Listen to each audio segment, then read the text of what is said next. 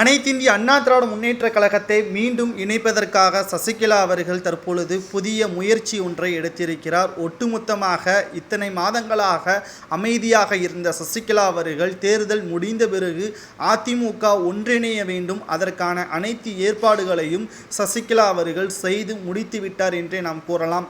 இந்த முடிவிற்கு பிறகு அதிமுக ஒரே தலைமையின் கீழ்தான் வரும் என்றும் எதிர்பார்க்கப்படுகிறது. ஓபிஎஸ், எடப்பாடி, சசிகலா இவர்கள் அனைவரும் ஒரே கட்சியில் இனி இருக்கப் போகிறார்களா? அதை அதிமுகவின் நிர்வாகிகளும் முன்னாள் அமைச்சர்களும் தொண்டர்களும் தான் முடிவு செய்ய முடியும் என்பதற்கேற்ப அதிமுகவில் உள்ள அனைவரும் ஒன்று சேர வேண்டும் என்று புரட்சித் தலைவர் எம்ஜிஆர் அவர்கள் குற்றின்படி சசிகலா அவர்கள் ஒரு அறிவிப்பு ஒன்றை வெளியிட்டிருக்கிறார். இத்தனை மாதங்களாக அதிமுக உயர்ந்த இடத்தில் இருந்தது, திமுகவை தோல்வி அடைய வகையில் இருந்தது. ஆனால் தற்பொழுது எடப்பாடி பழனிசாமி தலைமை ஏற்றதிலிருந்து அதிமுக தோல்வியை தான் தழுவி வருகிறது. இத்தனை மாதங்களும் இத்தனை வருடங்களும் அதிமுகவை அசைக்க முடியாத ஒரு இடத்தில் வைத்த புரட்சி தலைவர் ஜெயலலிதா அவர்களது பெயரை கெடுக்கும் விதமாக பலவித சம்பவங்களும் அதிமுகவில் நடைபெற்று இருக்கிறது. நடந்து முடிந்துவிட்டது. இனி அதிமுகவை ஒன்றிணைக்கும் வேளையில் நாம் இறங்குவோம். அதிமுக வருகின்ற சட்டமன்ற தேர்தலில் திமுகவை ஓடவிடுவோம். புதிய கட்சிகளுக்கு இனி இடம் கொடுக்க தேவையில்லை. நாம் இருக்கின்ற அனைத்து உறவுகளையும் ஒன்றாக இணைத்து அதிமுகவை வலுவாக கட்டமைக்க வேண்டும் என்று சசிகலா அவர்கள் வெளியிட்டுள்ள அறிவிப்பு தான் ஒட்டுமொத்த அரசியல் கட்சி தலைவர்களுக்கும் அதிர்ச்சியை ஏற்படுத்தியிருக்கிறது, பூகம்பமாக வெடித்திருக்கிறது. ஓபிஎஸ் அவர்கள் அதிமுகவில் மீண்டும் இணைக்கப்படுவாரா? எடப்பாடி பழனிசாமி சசிகலா அவர்களது பெயர்ச்சை கேட்பாங்களா என்பது மிகப்பெரிய ஒரு பேசும் பொருளாக மாறியிருக்கிறது.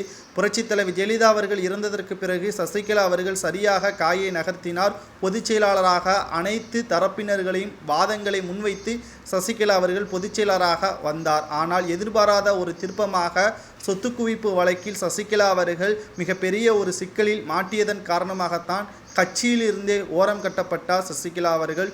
ஆனால் தற்பொழுது கிட்டத்தட்ட 5 ஆண்டுகளுக்கு மேலாக அமைதியாக இருந்த சசிகலா தற்பொழுது 2026இல் ஆட்சியை அதிமுக கைப்பற்ற வேண்டும் என்றால் ஓபிஎஸ், எடப்பாடி, சசிகலா இவர்கள் அனைவரும் ஒன்றாக இணைய வேண்டும்.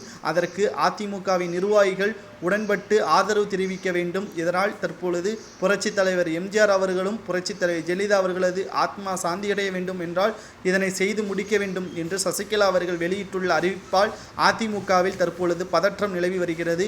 எடப்பாடி பழனிசாமி தலைமையின் கீழ் நடைபெற்ற அனைத்து தேர்தல்களும் தோல்வியில் முடிந்ததற்கு இதுவே ஒரு காரணமாக அமைந்திருக்கிறது என்றும் சசிகலா அவர்கள் கூறியுள்ளார். இனி அதிமுக எடப்பாடி பழனிசாமி கையில் இருக்குமா அல்லது சசிகலா கையில் இருக்குமா என்பதை பொறுத்திருந்து பார்க்கலாம்.